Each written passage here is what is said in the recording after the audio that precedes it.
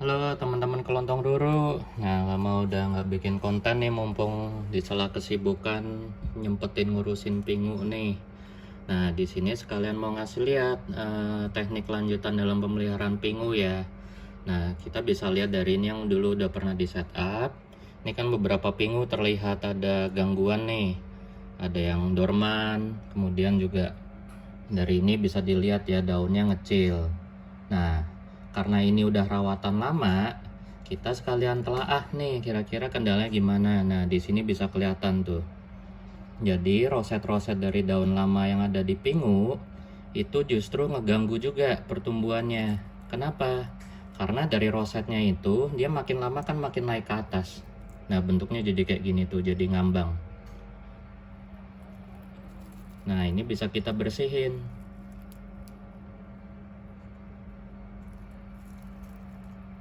Jadi karena dia ngambang gitu, itu biasanya banyak gangguan akar juga ya. Bisa kita lihat akarnya nggak terlalu bagus tumbuhnya. Udah selain faktor kealang juga dia nggak nyentuh media yang fresh. Nah, ini contoh trik perawatan lanjutannya. Yang namanya tanaman maupun binatang itu banyak yang sebenarnya kalau di dalam rawatan manusia itu justru malah umurnya jadi lebih panjang ya, selama kita bisa telaten kayak gini. Nah, kalau kita rawat kayak gini kan kita bisa memperpanjang umurnya juga. Mungkin ini juga salah satu proses seleksi alam ya. Nah, setelah kita bersihin kita bisa lihat tuh kendalanya. Banyak akarnya yang mati juga, dia perlu regenerasi akar. Kemudian juga yang baru saya sadari setelah banyak miara pingu dalam waktu lama juga, pingu itu juga mirip kayak anthurium. Miripnya di mana? Atau mungkin mirip kayak sepa ya, dia terus ngebentuk bonggol yang terus naik tumbuh ke atas.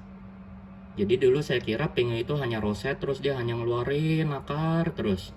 Tapi kita bisa lihat nih di sini yang bagian coklat ini bonggol lamanya. Kelihatan kalau kita pegang keras. Nah, seperti kayak di anthurium, kalau pengalaman saya bonggol lama ini juga bikin rawan infeksi. Karena dia sifatnya kan jaringan yang udah mati kan. Nah, sekalian saya buang. Karena saya juga ngalamin di anthurium, kalau bonggol-bonggol lama kayak gini udah lama kependem, itu biasanya anthuriumnya juga nunjukin gejala declining atau kondisinya terus menurun ya. Itu kelihatan, bentuknya jaringan mati, udah nekrosis.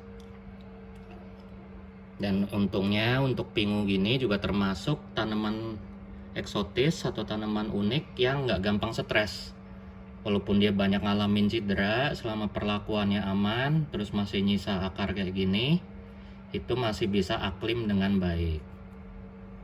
Nah, pada saat kita kayak gini melakukan perawatan kan kelihatan banyak daun-daun lama yang letoy, sekalian aja disetek, kita simpen lagi. Nah, kalau udah kayak gini, ini udah siap ditanam lagi di media yang lebih fresh. Kita lihat nih.